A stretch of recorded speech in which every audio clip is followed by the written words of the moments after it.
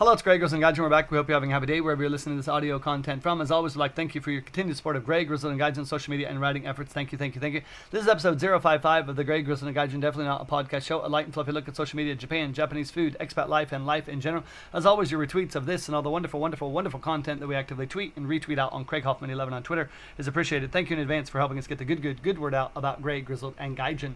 Welcome back. Another good show today, I hope.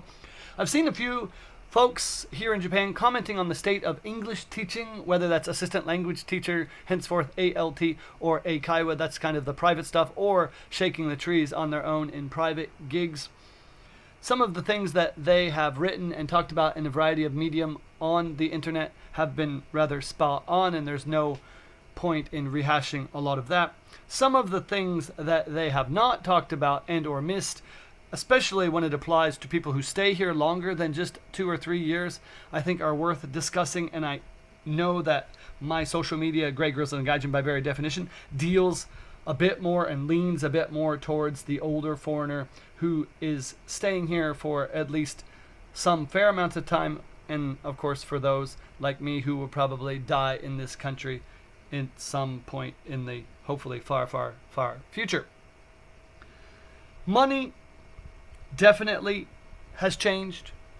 My first job here was a very good job, free apartment, excellent salary, full health insurance, full pension. The contract was for 40 hours a week, Monday to Friday. A lot of vacation time, weeks and weeks of vacation. And while I worked a lot by choice for that job, I was able to bank overtime to extend even the copious amount of vacation time that I got more. So I took several weeks, if not a month or so, off every summer. And I got 3 weeks at Christmas and about 2 weeks in the spring. That was really good. But the money definitely came, and it was quite easy to live here, especially with little to no monthly living expenses beyond cell phones and basic utilities. Most of the jobs I see now don't do that. My current company doesn't pay for my condo, although I own it, so there's that. My company thankfully does pay insurance and pension, and they do give bonuses, and I do make quite a bit of money comparably. But I work a lot more than most people, and that's just the way the system works. If you're a basic ALT in a school, most of those contracts are limited, not getting full salaries these days in August and December. And I've seen more than a few people screwed over the recent weeks and months with not paying into the pension system, health insurance, and local taxes. So I'd advise people to be careful with that. I never really thought that was a problem for anyone, but I've gotten emails and direct messages from a number of foreigners, some of them who have lived here for quite a while, who have faced really high tax bills, and some of them who thought they were paying into pensions and things, but their company was not really doing that for them. People expect a lot more. There's a lot more parent complaints, a lot more student complaints about teachers and curriculums and not doing this or that. When I was first here, nobody said really anything when I taught or criticized a student, and that has changed. I'm very careful now to not really say much. If the student wants to study, that's great. If they don't, I send them to the back, and I hope that they come back and participate, but I really don't push for confrontation. Some of that is at the behest of my company, because there have been recent incidents where, not in my company, but in Japan, where the foreign teacher has been physically abusive or verbally abusive with students at a variety of levels. I can't say that would be the way to go, and I'm not that kind of teacher. It's not worth it. But I think they want to be extra careful, and they expect us to be ultra sensitive. And you get a lot of younger parents these days who don't like that old school mentality of telling a kid the truth, that they're not studying, they're not paying attention, and they're not meeting expectations in class. I do disagree with that, but that's another post. So, if you're an English teacher here these days, especially in a private company where students can come and go and quit on a whim, you have to really be careful that you're not shooting yourself in the foot by being, quote, a teacher. And I've met a few foreigners who espouse, I'm a teacher, I'm a teacher, I'm a teacher, I'm a teacher, end quote. And they found themselves losing money because students have been put off and turned off by that, quote, teacher mentality. They want more fun. Now juxtapose that with parents who are expecting their kid to make progress in English and pass tests like the ACAN. That's one of the major English tests here in Japan. And so it's a difficult balance, because if you allow a kid to sit in a class and do nothing for weeks and weeks and weeks and weeks, that's great because they keep coming and maybe they have fun as they're chatting with their friend in Japanese. Come test time, if they don't pass, these days you find dissatisfied parents who wonder why they are shelling out money monthly for you to teach their kid. The adults, very much the same. Again, higher level of expectation. You get people who, for their companies, for example, need a high TOEIC score to get a bonus or some promotion. So the pressure is on. Again, you give them the lesson that they perhaps need but don't want. And you find them a little pushback when they're not giving the effort the other 6 days a week at home to make progress in English. And so you're trying to make it fun and entertaining, and you're trying to help them make the most progress that they can. And of course, those students hit plateaus. It's really hard to take someone at an intermediate level and make them get an 800 plus TOEIC score. I've done it, I can do it, and I will do it. But a lot of that's not really on me as a teacher. It's much, much, much more about the effort and time that such a student, again, especially high school and or college or adult student, is putting into studying English and practicing English on their own. And again, people are looking for good value. I see prices, and I talk to people who shake the trees, private companies, and I know a lot of foreigners who own schools and things. You used to be able to get, a lot of money for a private lesson. A small group lesson was good money. But these days, people are starting to look around more and comparison shopping, like it's some sort of in-the-box retail kind of thing. And so while you can, in certain sense, and I know people who do get good money for private eikaiwa lessons, you probably get an undercut quickly if the person is dissatisfied by a foreigner willing to offer a send-in lesson in a coffee shop at a Starbucks or something like that. It doesn't mean the quality is the same. It doesn't mean the student is getting as much out of it as you might be giving them. But some people tend to care these days much more about price rather than quality. And there's a blanket that an English teacher is an English teacher. And that happens in a lot of the local lower paying assistant language teacher jobs. I used to see a lot of Americans and Canadians and Australians taking those jobs. And I know in my local community, I see a lot more from folks from the Philippines. I've seen a Cameroon teacher, and I've seen some other smaller countries. Jamaica, there was a couple Jamaican folks who came here and taught in the local area. Nothing wrong with that. People deserve to make a living. I'm not one of those English teaching snobs that say people can't teach English. We're not teaching high-level English at the elementary and junior high school level, especially. You're just trying to be a native speaker in the room, providing entertainment and some value to the teacher, especially at the junior high level where you're teaching with the Japanese English teacher. So I'm not going to tell you that that's terrible. But those folks, for whatever reason, can or are willing to work for far less money than I can work for.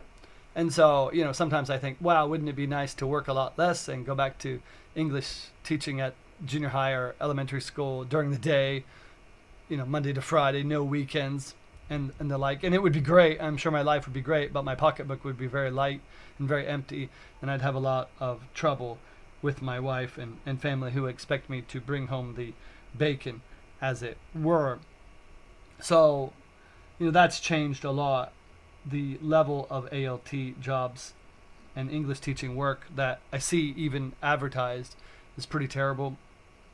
It doesn't mean you can't get a good gig. On occasion, I see people in certain areas willing to pay for a part-time teacher for a bit more money, and that's great for those folks. But that stops a lot of people who need the visa, right? They don't bother to provide visa sponsorship anymore. And that really kind of forces people to take less work, but you get the visa, and then now you're shaking the trees for extra part-time jobs, and you're getting a lot of foreigners who are working the daytime, the evening, and the weekends, especially the lifer foreigners, the long-term folks with families and bills and things like that. It's one thing to come over here at 23 and live on cup ramen. It's quite another to be in your 40s and expect your kid not to take piano lessons or swimming lessons or abacus lessons, which is quite popular here. So I see a lot of foreigners, my older friends that I have here, really, really, really working hard.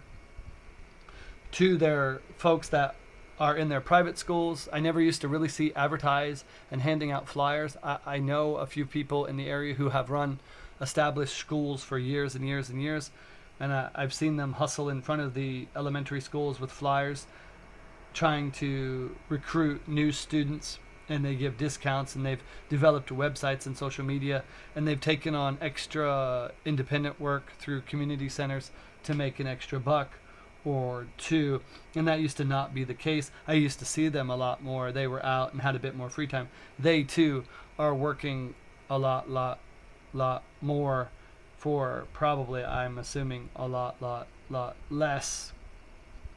And that's just kind of the way it goes.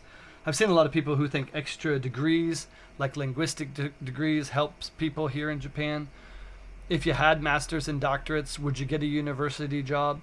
Sure. Are those jobs pretty hard to get? Yeah, they generally require some sort of introduction into it. And I know I've had friends who kind of got one-year contracts, got about age 35 and didn't get recontracted at the university level. And now they're way overqualified to teach, elementary school ALTs or kindergarten kind of jobs. What do you do with a PhD and you're going to teach 4-year-olds how to count to 10? That's a kick in the junk, to be sure, for a lot of them, and most of them that I knew simply went back home or to other countries, and that also has presented a bit of a problem here in Japan. There's just a lot of other countries to make more money teaching English these days.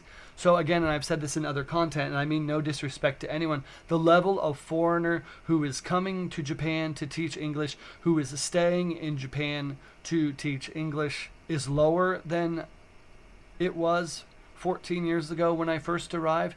I knew a lot of people who were highly educated, major universities, major degrees, and lots of ESL certificates and teaching experience. And these days, I meet a lot of people who went to much smaller colleges with really esoteric liberal arts degrees. Again, no disrespect. It doesn't mean they're not smart people. It doesn't mean that they can't be an adequate English teacher. But we're talking here about the changes that I've noticed, and among them is the level of teacher. Also, the dispatch companies and the level of support that they give foreigners is way less. I see a lot of people and they write me and I get a local town hall who says, Craig, please help this foreigner do this or that. That never really happened much with a lot of those programs because there was strong support, people to help out set up cell phones and bank accounts and help them get around in apartments and things like that. So a lot of the new people find a lot of frustration trying to do all of that stuff on their own, and that's kind of difficult.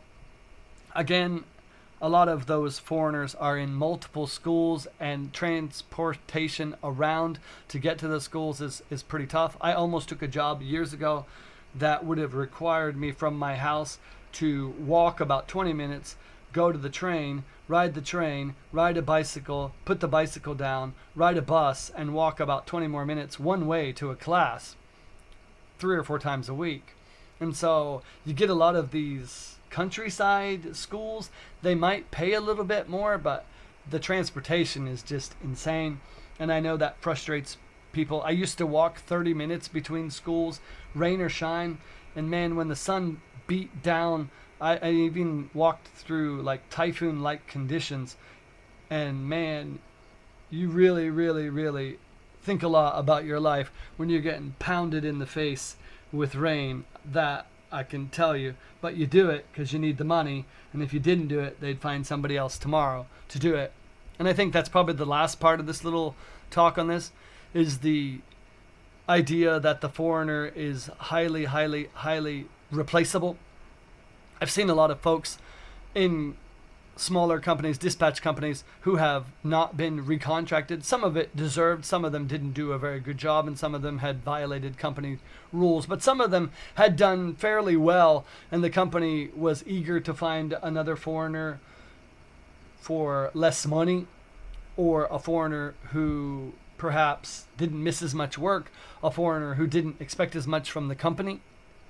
And so even I'm aware of that. I can't talk much about my company because of non-disclosure things, but I'm not naive enough to think that my company wouldn't at least consider replacing me at some point for someone else.